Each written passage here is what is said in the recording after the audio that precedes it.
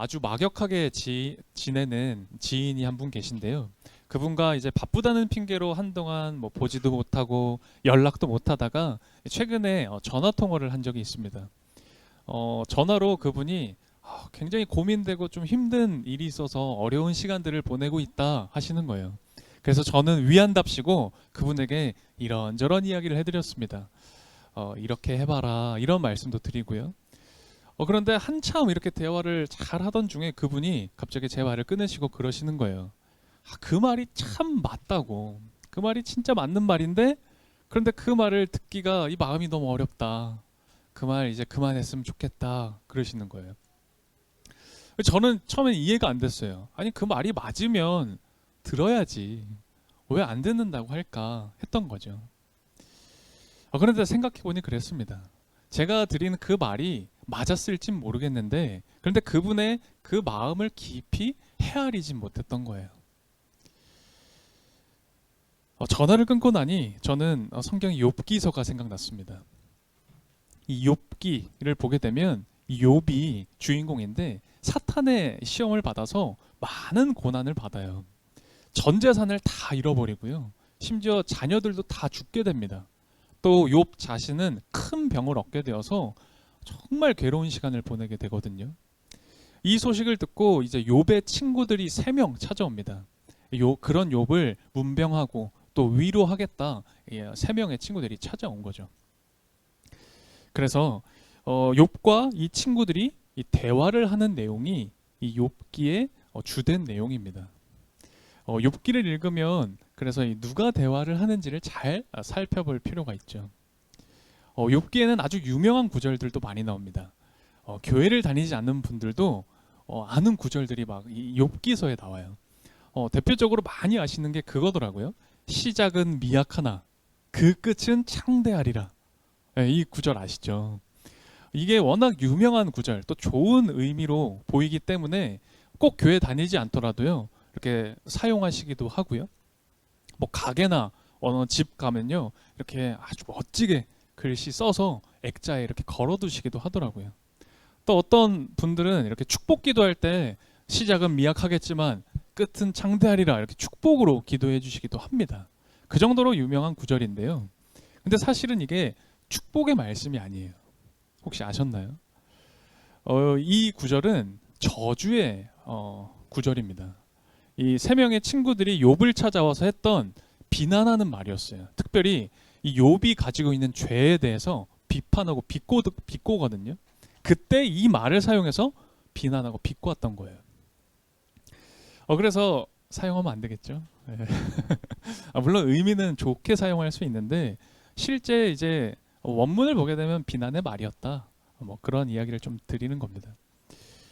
욥기서의 내용이 참 오묘해요. 욥기를 보게 되면 욥의 이 3명의 친구들이 찾아와서 욥에게 하는 말이요. 굉장히 성경적이거든요. 예를 들면 이런 말을 합니다. 사람은 다 죄를 가지고 있다. 사람은 죄인이다. 하나님께서는 그 죄를 심판하신다. 그래서 질병이나 재난이 찾아왔을 때 그거는 죄가 있기 때문에 사람이 죄가 있기 때문에 심판을 받은 거다. 벌을 받은 거다. 너가 지금 전 재산은 잃고 그리고 자식들도 다 죽고 병까지 질병까지 얻지 않았느냐. 너가 지금 죄가 있어서 그런 거다. 회개해라. 친구들이 욥에게 했던 말입니다. 굉장히 교회에서 많이 듣는 말 아니에요? 죄가 있으니 회개해야 된다. 벌 받는다. 굉장히 성경적으로 보입니다. 그런데 하나님께서는요. 이런 친구들의 말이 틀렸다라고 하세요. 우리가 듣기에는 그 말이 일리가 있어 보이는데 하나님은 그 말이 틀렸대요. 왜냐하면 욥이 당하는 그 고난은 하나님의 뜻이 있는 고난이었기 때문에 심판이 아니라 뜻이 숨겨져 있는 고난이었기 때문에 그 친구들의 말이 틀렸다는 겁니다. 그리고 저는 더불어서 그런 생각까지 했어요. 하나님께서 그 말이 틀렸다고 하신 이유가 이런 의미도 있지 않을까. 물론 친구들의 말이 맞는 말이긴 합니다. 성경에서도 그런 말이 나오고요. 맞는 말이긴 하지만 사람에게 상처를 줄 수 있는 말은 옳지 않다. 그런 뜻도 있지 않을까 생각해 봤어요. 여러분 이런 말 들어보셨습니까? 입술의 3초가 가슴의 30년이다. 이런 말이 있어요.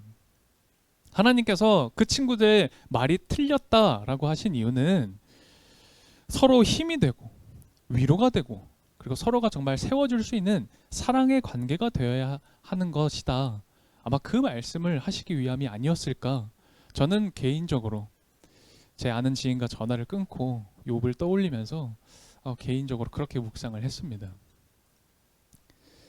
믿음이 있다 하는 우리 그리스도인들, 주님을 믿는다 하는 우리들이요, 때로는 누군가에게 상처를 줄 때가 있습니다. 때로는 상처가 되는 행동을 할 때도 있습니다. 말로 막 후벼 팔 때가 있잖아요. 우리가 믿음은 있지만 오늘 우리가 읽은 이 베드로후서 1장의 말씀이 아직 우리에게 이루어지지 않았기 때문이에요. 오늘 베드로후서 1장을 봤는데요, 1장 5절에는 이렇게 기록되어져 있어요. 그러므로 여러분은 열성을 다하여 여러분의 믿음에 덕을 더하고 라고 합니다. 믿음에 덕을 더해야 한다. 그런데 우리가 이 생각하는 덕하면 윤리적인 거, 도덕적인 걸 떠오르게 되는데요. 오늘 말씀엔 그런 덕을 더하라는 게 아닙니다. 이 덕은 그 의미보다 조금 더 깊은 의미를 나타내는 덕이에요. 이 덕이라는 것을 알기 위해서는 이 헬라어 원문을 좀 볼 필요가 있는데요. 원문의 단어를 살펴보면 아레테라는 이 헬라어가 쓰입니다. 이 아레테라는 단어의 뜻이 뭐냐면 무엇을 무엇답게 하는 것, 무엇을 무엇답게 하는 게 아레테다, 덕이다 라고 표현을 하더라고요. 예를 들면 치타를 치타답게 하는 게 뭘까요? 빠른 발일 겁니다. 그래서 치타의 덕은, 치타의 아레테는 빠른 발이에요. 이렇게도 얘기해 볼 수 있겠죠? 비행기를 비행기답게 할 수 있는 건 뭘까요? 하늘을 나는 거겠죠. 그래서 비행기의 덕은 하늘을 잘 나는 겁니다. 아레테, 오늘 덕이라고 번역된 이 아레테는 사람이나 사물의 정체성, 그 고유한 존재의 어떤 의미를 나타내는 단어예요. 오늘 그걸 덕이라고 하죠. 그러니까 사람이 사람다워지는 거, 믿음을 가진 우리 이 사람들이 그리스도인다워지는 걸 성경에선 덕이다, 그게 아레테다라고 표현을 합니다. 오늘 본문을 보면 우리가 믿음으로 그리스도인이 되었다, 그리고 우리가 그리스도인으로서 덕을 가져야 된다, 믿음에 덕을 더해야 한다, 그렇게 이야기를 하고 있어요. 그런데 그렇다면 그리스도인다운 게 뭘까요? 그리스도인답게 덕스럽게 살아야 한다, 그리스도인답게 살아야 한다라고 하는데 그게 도대체 뭘까? 우리가 평소에 아름답다라는 말을 종종 쓰죠. 자주 쓰십니까? 아름답다. 네. 여기 전문가가 계시네. 우리 아름자매가 있는데요. 네, 아름답다라는 말을 참 많이 쓰시죠, 여기는. 네. 아름답다 이렇게 말을 쓸 때 혹시 아름이 무슨 뜻인지 아십니까? 아름? 아름은 나라는 뜻이에요. 나. 그래서 나답다라는 뜻이에요. 나답다라는 걸 우리는 아름답다라고 표현합니다. 그러니까 나라는 어떤 고유한 정체성, 나의 존재, 내 모습 그들의 존재의 모습대로 살아갈 수 있을 때 우리는 그걸 보고 참 아름답다라고 이야기하는 거죠. 그렇다면 그리스도인답다, 이 그리스도인의 아름다움은 뭘까요? 그리스도인의 아름다움이 여러분은 뭐라고 생각하십니까?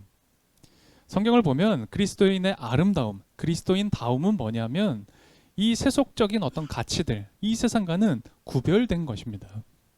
예, 맞죠? 그리스도인이란 구별되어야겠죠. 세상의 어떤 욕망들, 그런 가치들과는 분명히 달라야 할 겁니다. 그래서 예수님께서도요, 너희가 거룩해야 한다라고 이야기해요. 하나님께서 내가 거룩하니 너희도 거룩하라 라고 말씀하시죠. 이 거룩이 어떤 막연한 무언가가 아니라요, 거룩의 뜻이 구별입니다. 그러니까 구별되어서 고유한 하나님의 존재로서, 하나님의 사람으로서 살아가는 게 그게 우리에게 필요한 일이다, 그게 너의 모습이다 라고 하는 거죠.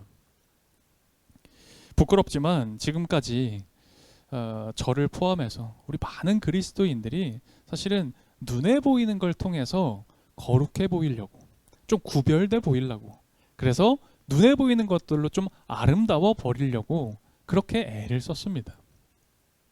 교회를 크게 높게 짓습니다. 대리석을 막 깔죠. 아름다워 보이게 그렇게 교회를 짓습니다. 그리고 큰 십자가를 거기에 올려놓죠. 그렇게 하면 다른 종교랑도 구별되고요. 그리고 이 세상과는 뭔가 달라 보이는 그런 거룩성이 있는 것처럼, 그런 아름다움이 있는 것처럼 보이게 했습니다. 좀 구별되고 거룩하게 보이려고 그런 모습, 그런 형태를 막 따라했어요. 그러면 진짜 아름다워 보일 줄 알고요. 근데 사실 그렇지 않잖아요. 예수님도 말씀하셨죠. 그런 것들로 너희들이 거룩해지는 게 아니다. 성전에 잘 믿는다는 바리새인, 유대인이 와서 유창하게 기도를 합니다. 사람들이 다 그 기도를 들어요. 그 기도를 듣고 사람들이 다 은혜를 받습니다. 야, 기도 진짜 잘하는구나. 근데 예수님 뭐라고 하세요? 그거는 사람들 눈에 보이려고 하는 기도다. 그건 기도가 아니다. 그런 말씀을 하시죠. 오히려 골방에 들어가 사람들이 보이지 않는 곳에서 가슴을 치며 눈물 흘리며 그렇게 자신의 죄를 고백했던 그 세리의 그 기도가 진짜 하나님이 받으시는 기도다. 그런 말씀하셨죠. 그렇다면 우리는